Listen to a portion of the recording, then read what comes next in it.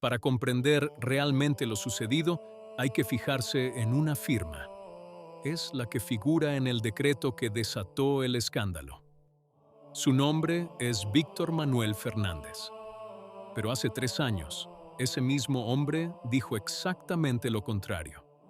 Porque en 2023, ese cardenal predicó que las clasificaciones y etiquetas en la Iglesia son terribles.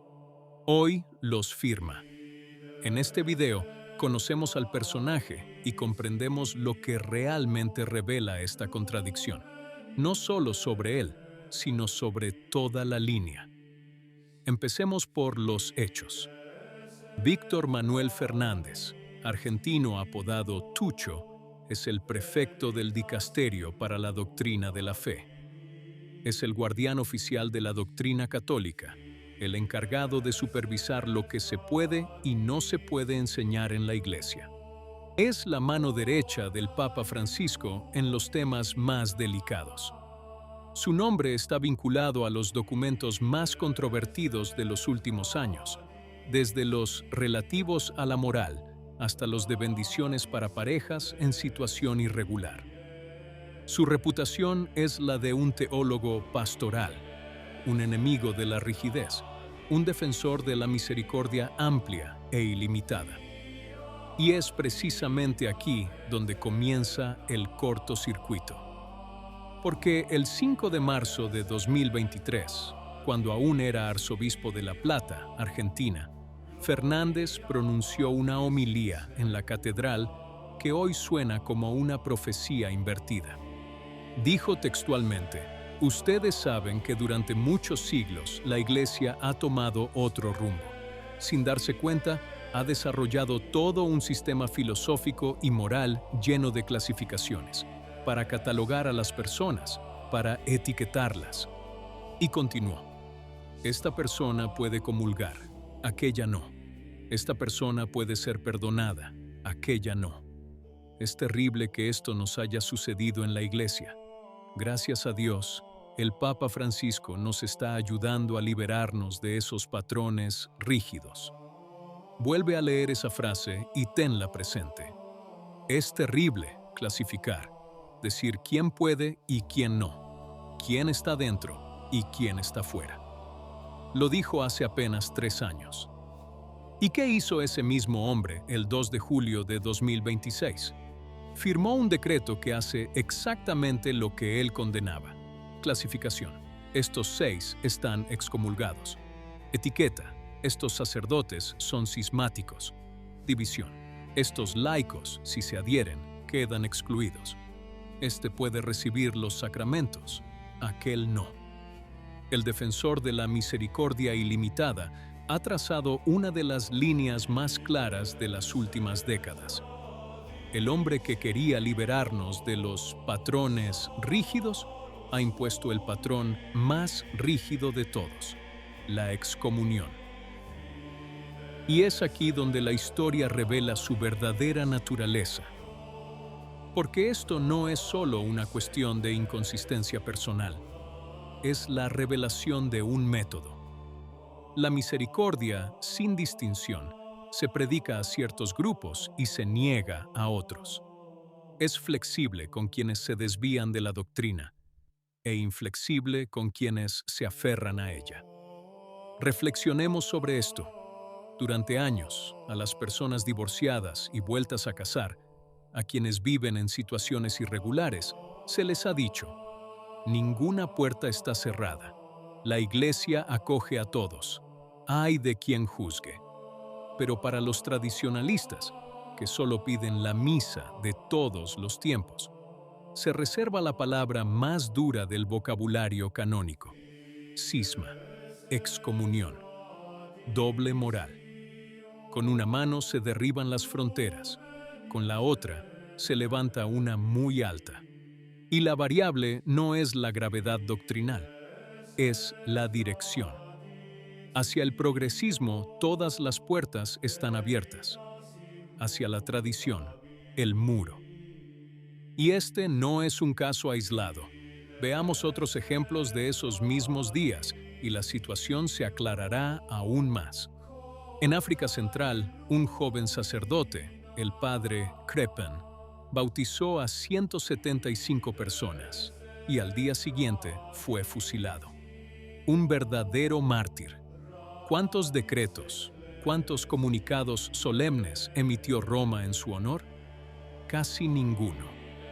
En Camboya, un obispo católico ha aceptado ser coronado protector de las enseñanzas de Buda y financia una escuela budista, declarando que, cuando las religiones convivan, el mundo verá la verdadera paz. Sincretismo explícito, sin decreto, sin excomunión. Y recordemos el caso de China, obispos ordenados por el régimen comunista sin el mandato del Papa durante la vacante de la sede episcopal. No se declaró ningún cisma. De hecho, la ratificación se produjo de forma tácita. Si lo analizamos todo en conjunto, vemos al mártir olvidado, al obispo budista tolerado, a los obispos chinos ratificados y, por otro lado, a la sociedad de San Pío X, castigada con la mayor severidad. ¿Acaso la clave reside en la fidelidad a Cristo? ¿Qué es lo que realmente se castiga en la Iglesia actual?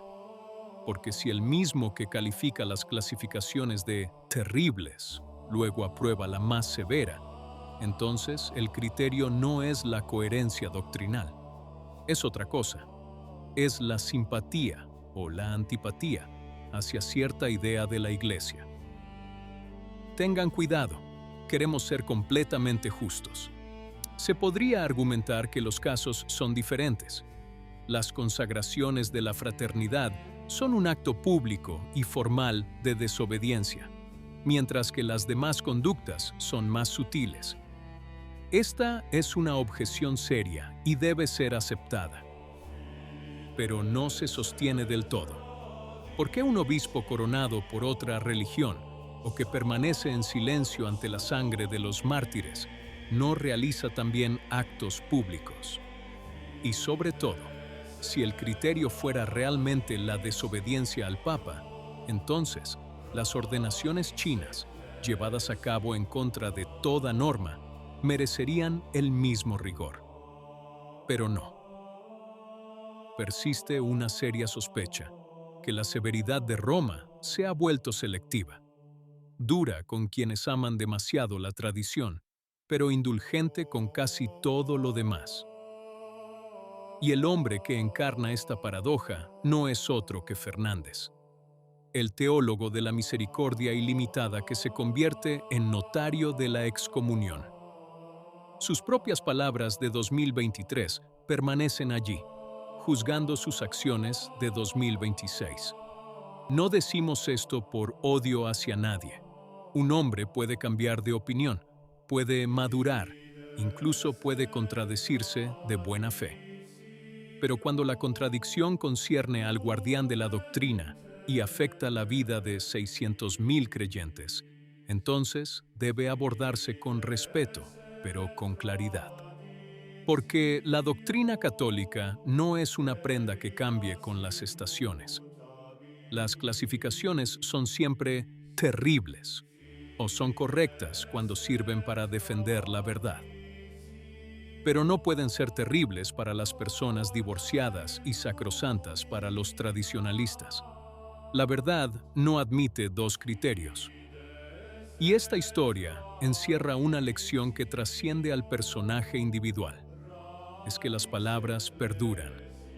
Un pastor puede firmar 1000 decretos, pero sus homilías, sus discursos, siempre llaman a la puerta y exigen rendición de cuentas. Por esta razón, como creyentes, no debemos dejarnos engañar por los lemas de la misericordia superficial o el rigor selectivo.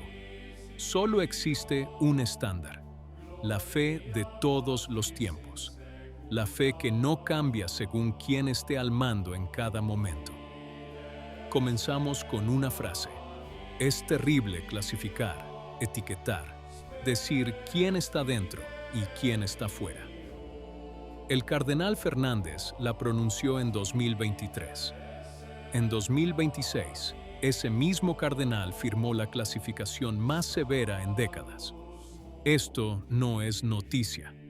Es un reflejo de una época en la que la severidad y la misericordia ya no responden a la verdad, sino a la conveniencia, y en la que, con demasiada frecuencia, quienes se aferran a la tradición pagan el precio más alto. Pero los fieles no deben desanimarse, porque por encima de los cardenales, por encima de los decretos, por encima de las contradicciones de los hombres, hay una verdad que ninguna firma puede alterar. Y esa verdad, tarde o temprano, juzga a todos con el mismo criterio. ¿Qué opinas? Si te gustó el video, comenta amén. Que Dios te bendiga.